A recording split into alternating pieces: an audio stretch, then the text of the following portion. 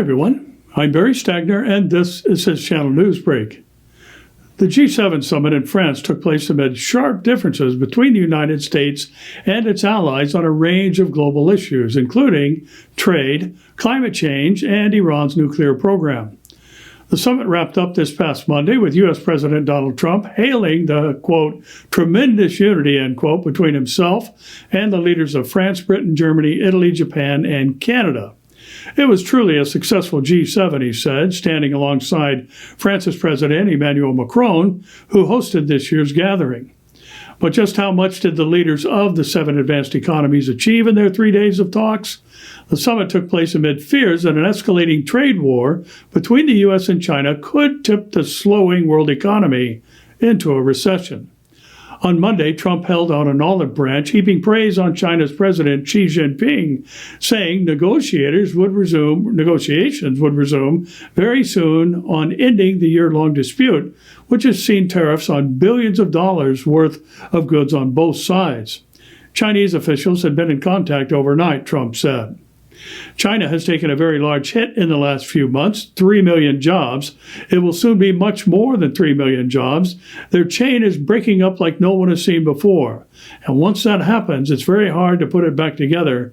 I think they very much want to make a deal, according to President Trump.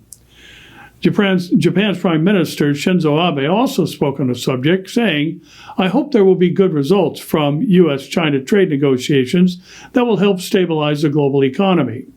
Earlier on Monday, Chinese Premier Li He, who had been leading the talks with Washington, said China was willing to resolve the trade dispute through calm negotiations and opposed any increase in trade tensions.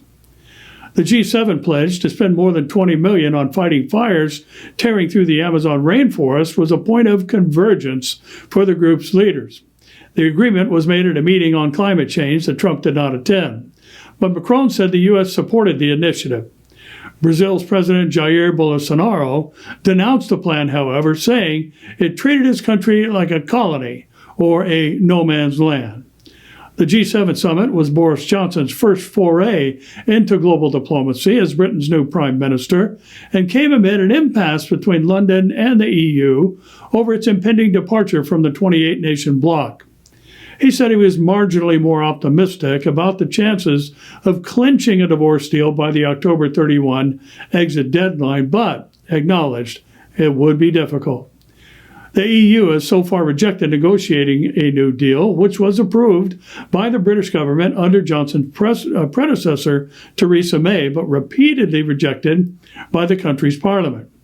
Europe is very much unified in its representation here, said Germany's Chancellor Angela Merkel.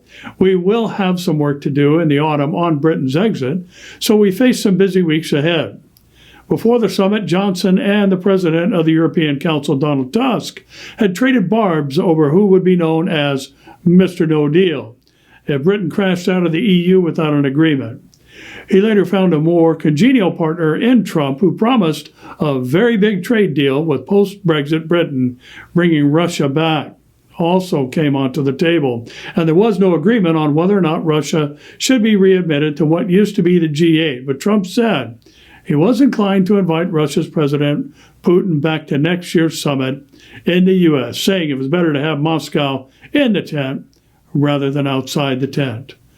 Well, once again, we note that there are going to be bizarre things happening on the highest of levels around the world, negotiations to move towards a single system of world governance, giving us today's reminder to keep looking up.